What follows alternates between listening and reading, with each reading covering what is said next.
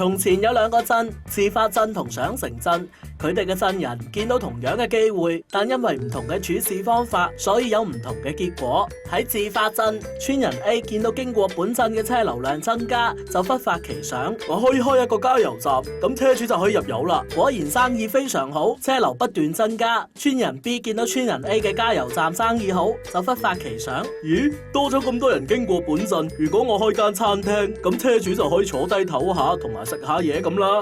果然生意都好好，車流同人流都有加冇減。村人 C 見到村人 B 嘅餐廳生意咁好，就靈機一觸，多咗咁多人流，有老有少，開間超級市場先。果然生意好好，車流同人流都不斷增加。自發鎮嘅加油站、餐廳同超級市場互不侵犯，互相幫助。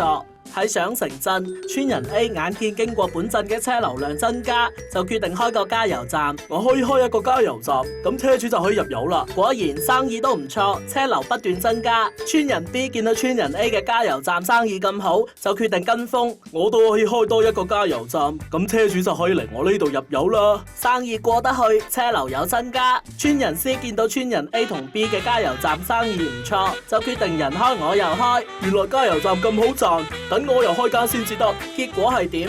油站減價戰掀起，惡性競爭不斷，倒閉潮出現，一味行其他人行過嘅路，最後咪搞到自己都冇路行咯。